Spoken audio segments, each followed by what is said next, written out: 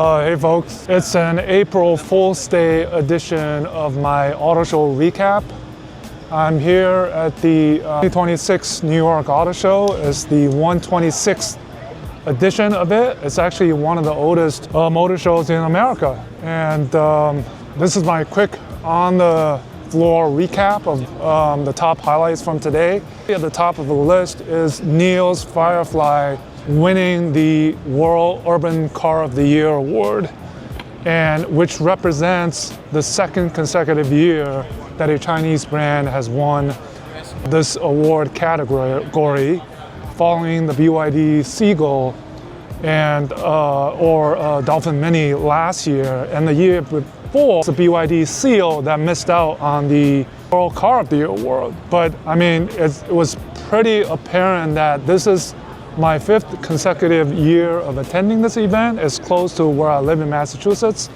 So it's literally a show that's in my backyard, and it's close enough. It also precedes every year the Beijing or Shanghai Auto Show. So it's almost like a tune-up for me to get ready for the Beijing Auto Show. But this is nothing compared to what Beijing has to offer, right? I always describe the New York Auto Show as a bread basket, whereas Beijing or Shanghai is the main course, right? NIO Firefly this year, congratulations. I kind of expected them to win, because if you look at the three finalists, Firefly, Baojun Yep Plus, or the Chevy Spark EUV, and one of the Hyundai models, I mean, it was no-brainer that the Firefly was going to win it. And it was good to bump into NIO USA CEO Ganesh, who delivered a message and accepted the award on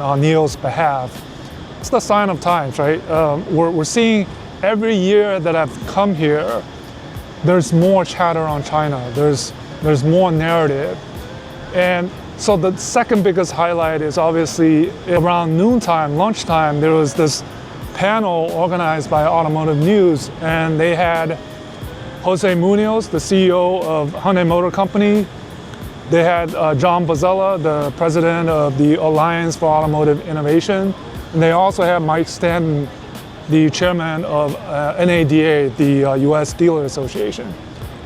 And right off the bat, the China question was thrown. And it was clear that Jose was more kind of the compete type of narrative, right?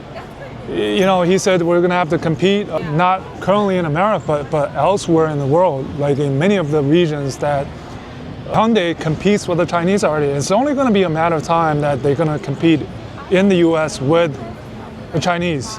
Whereas the other two panelists, they were completely in a protection mode. So all they talked about was protection, not allowing the Chinese automakers to come to the US market.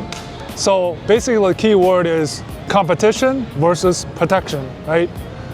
And I think Hyundai, worth mentioning, because I was at the press conference of Hyundai is celebrating 40 years in America, right? So the numbers that they gave were tremendous, were astronomical. They invested $20.5 billion in the US over the last 40 years. And they're gonna invest $26.5 billion, I think by 2030, in their US operations, including building 80% of what they sell in the US will be produced in the US. That's an incredible number. And I think for the Chinese automakers or brands that are planning to come over to America, I think it's not a matter of if, but when. Hyundai would be a great case study of the investment that they've made, and the branding, the marketing, the vehicles, the design, the type of vehicles that are on offering, like the Palisade, right? Like the Santa Fe hybrid that I recently owned, and how they've become an American brand, not a Korean brand. So you think about what the Chinese have to do, it's going to take them a number of years to get to where Hyundai has gotten to. How, in terms of a brand, in terms of ESG, in terms of building locally, in terms of having a local presence. I think that the Chinese automakers need to learn a lot from Hyundai. And this show is definitely a Hyundai. It has been the last few years because Hyundai Kia has basically killed it in the World Car Awards over recent years with a number of their models winning the World Car of the Year award.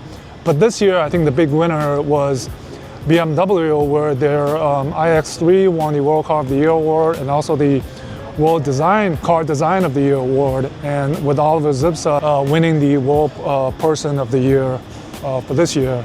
And amazingly, all 5 categories of the World Car Awards were won by EVs. And the striking thing is the EV ownership take rate is actually going down in the US. So that's quite the jarring thing when all the EVs win these World Car Awards. But here on the show floor, I mean, right now, this is the afternoon of the first press day, it's pretty slow. Hyundai announced this bolder body-on-frame SUV, rugged SUV concept. Kia brought their newer EV3, and then Subaru brought their Getaway, kind of the full-size EV. That's probably it in terms of new EVs that were revealed here.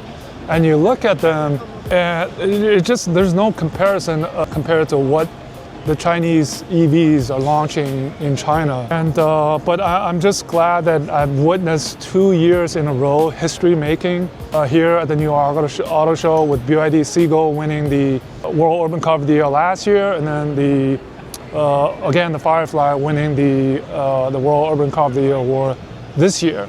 I'm ready to head over to Beijing to experience the main course.